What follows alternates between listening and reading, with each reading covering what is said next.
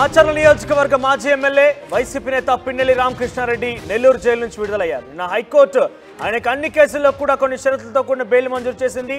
Passport ని surrender చేయాలి, దేశం వదిలి వెళ్ళకూడదు, ఇక ప్రతి వారం మెజిస్ట్రేట్ లేదా స్టేషన్లో హాజరు కావాలన్నట్టుగా కొన్ని షరతులతో కూడినటువంటి బెయిల్ ని మంజూరు చేసింది పిన్నెల్లి రామకృష్ణారెడ్డికి. ఆయన ప్రస్తుతం నెల్లూరు సెంట్రల్ జైలు నుంచి విడుదలయ్యారు. ఇక విడుదలైన వెంటనే బయటకు రాగానే ఆయన మాజీ మంత్రి కాకాని గోవర్ధన్ కారు ఎక్కి బయటికి వెళ్లారు. ఆయన పిన్నెల్లి ఎక్కడికి వెళ్లారో దానిపై ఉత్కంఠ కొనసాగుతుంది. అయితే ఆయన చెన్నై లేదా బెంగళూరు వెళ్తారని ప్రచారం జోరందుకుంది. ఇక అంతకుముందు జైలు అధికారులకు బెయిల్ పత్రం అందజేశారు పిన్నెల్లి న్యాయవాదులు. ఆ వెంటనే పిన్నెల్లి రామకృష్ణారెడ్డి రిలీజ్ కూడా అయ్యారు. సెంట్రల్ జైలు దగ్గర భారీ బందోబస్తు ఏర్పాటు చేశారు. అయితే పిన్నెల్లి రామకృష్ణారెడ్డిపై పీడీ యాక్ట్ పెడతారని కూడా ప్రచారం జరిగింది. పీడీ యాక్ట్ లేదని పోలీస్ వర్గాలు క్లారిటీ ఇచ్చాయి. ఇక జూన్ 26న పిన్నెల్లి రామకృష్ణారెడ్డి అరెస్ట్ చేశారు పోలీసులు. మే 13న జరిగినటువంటి అసెంబ్లీ ఎన్నికల నేపథ్యంలో ఆయన పాల్వాయి గేట్ దగ్గర పోలింగ్ బూత్ నెంబర్ 202లో ఈవీఎం ధ్వంసం చేశారు. అయితే ఈవీఎం ధ్వంసం చేసిన విషయంలో పాల్వాయి గేట్లో ఈవీఎం ధ్వంసం చేసిన విషయంలో టీడీపీ కార్యకర్తలు వచ్చి రిగ్గింగ్ పాల్పడ్డారు కాబట్టి నేను ఇక్కడ ధ్వంసం చేశానంటూ వైసీపీ నేతలు వాదిస్తున్నారు. అయితే మొత్తం మీద పిన్నెల్లి మీద 4 కేసులు ఉన్నాయి. ఒకటి సిఐపై దాడి కేసు, మరొకటి ఈవీఎం ధ్వంసం కేసు, ఆ తర్వాత ఆ టీడీపీ ఏజెంట్స్ పై దాడి కేసు ఒకటి ఉంది, మహిళను దూషించిన కేసు. సుమారుగా 4 కేసులు ఉన్నాయి. ఈ 4 కేసుల్లో ఆయనకి బెయిల్ అయితే దొరికింది. 2 నెలల పాటుగా ఆయన జైల్లోనే ఉన్నారు. మే 13న ఎన్నికల నేపథ్యంలో ఈవీఎం ధ్వంసం జరిగితే జూన్ 26న ఆయన అరెస్ట్ చేశారు. జూన్ 26 నుంచి ఈ రోజు వరకు కూడా ఆయన జైల్లోనే ఉన్నారు. నెల్లూరు సెంట్రల్ జైల్లో ఉన్నారు. పలుమార్లు కింది స్థాయి కోర్టులో బెయిల్ పిటిషన్ మూవ్ చేసినప్పటికీ వాయిదా తీర్మానాలతోని ఇబ్బంది పడ్డాడు. ఏకంగా వైసీపీ అధినేత జగన్మోహన్ రెడ్డి కూడా ఆయన్ని ములాఖత్లో భాగంగా జైలుకి వెళ్ళి సందర్శించారు, జైలుకి వెళ్ళి కలిశారు. తాజాగా ఆయనకి హైకోర్టు బెయిల్ ఇచ్చింది. నా హైకోర్టు బెయిల్ రావడంతో సాయంత్రం మొత్తం కూడా భారీ బందోబస్తు నెలకొని నెల్లూరు సెంట్రల్ జైలు ముందు ఆయన బయటికి రాగానే వెంటనే మరొక కేసు నమోదు చేసి పీడీ యాక్ట్ నమోదు చేసి ఆయన్ని తిరిగి అదుపులోకి తీసుకుంటారంటూ కూడా ప్రచారం జరిగింది. కానీ అవేవి కూడా లేవన్నట్టుగా పోలీసు వర్గాలు తెలపడంతో క్లారిటీ వచ్చింది.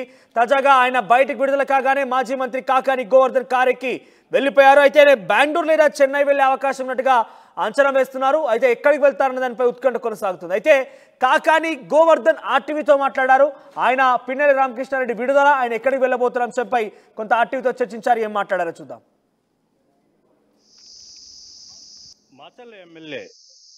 మాచర్ల మాజీ ఎమ్మెల్యే పిన్నెల్లి రామకృష్ణకు బేషరతు మీద బెయిల్ రావడం జరిగింది. మరి కొద్దిసేపట్లో ఆయన నెల్లూరు సెంట్రల్ జైలు నుంచి విడుదల కాబోతున్నారు. ఈ మేరకు మాజీ మంత్రివర్యులు కాకాని గోవర్ధన్ రెడ్డి కూడా ఈ సెంట్రల్ జైలు వద్దకు చేరుకోవడం జరిగింది. ప్రస్తుతం ఆయన మనతో ఉన్నారు, ఆయనతో మాట్లాడుతున్నారు. సార్ చెప్పండి, అంటే నిన్నటి నుంచి ఆయనకు నిన్న బెయిల్ వచ్చింది, అదేవిధంగా ఆయనకు వేరే కేసుల్లో కూడా అరెస్ట్ చేసే అవకాశాలు ఉన్నాయని సుమారు ఒక 100 నుంచి 150 మంది పోలీసులు కూడా మొత్తం మోహరించారు. ఎవరిని ఇటువైపు అసలు రానికుండా చేశారు.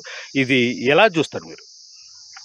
అంటే దాదాపుగా సోదరుడు రామకృష్ణారెడ్డి గారికి 2 నెలల తర్వాత ఈరోజు బెయిల్ ఇవ్వడం జరిగింది హైకోర్టు బెయిల్ ఇచ్చిన తర్వాత లేనిపోయినటువంటి కేసులు మోపి ఆయన నిర్బంధించాలని చెప్పి ఈరోజు చంద్రబాబు ప్రభుత్వం చూడడం అనేటువంటిది దుర్మార్గం అనేటువంటి విషయం.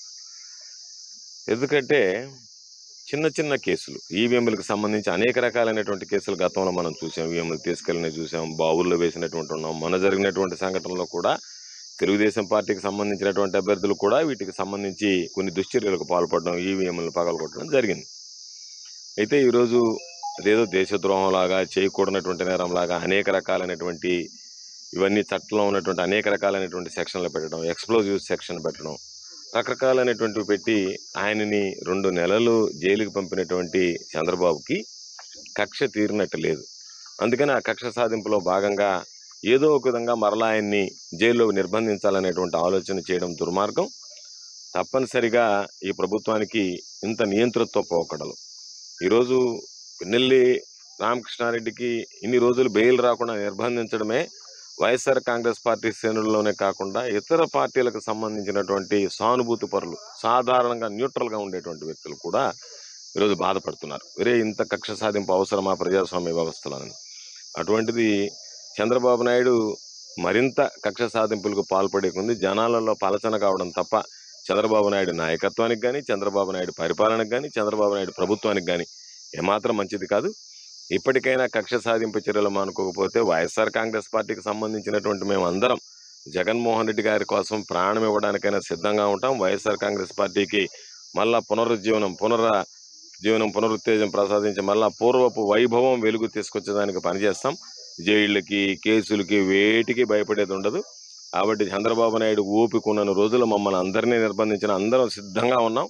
వీటిని మేము సమర్థవంతంగా తిప్పికొట్టగలం, ఎదుర్కోగలం, ప్రజాక్షేత్రంలోకి వెళ్ళగలం. ప్రజాక్షేత్రంలో చంద్రబాబు నాయుడిని దోషి అని నిరూపించడానికి ఇవన్నీ కూడా మరింత ఆధారాలుగా పనిచేస్తాయి. సార్, అదేవిధంగా అంటే నిన్న సెంట్రల్ జైలునే మొత్తం పోలీస్ వలయంలోకి తీసుకున్నారు.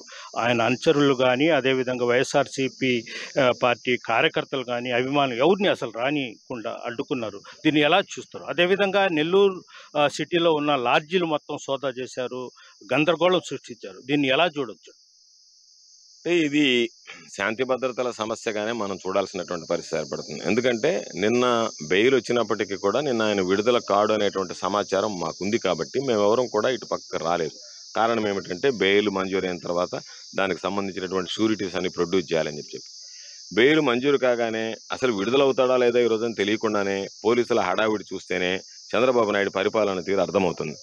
కాబట్టి నిన్న ఒకవేళ విడుదల ఉంటే మేము అందరం వచ్చిండేవాళ్ళం, పోరాడి ఉండేవాళ్ళం. ఏ కారణాల మీద మీరు తీసుకువెళ్తున్నారో చెప్పండి, ప్రజలకు చెప్పాల్సినటువంటి అవసరం ఉందని చెప్పి నిలదీసి ఉండేవాళ్ళం. మాచల్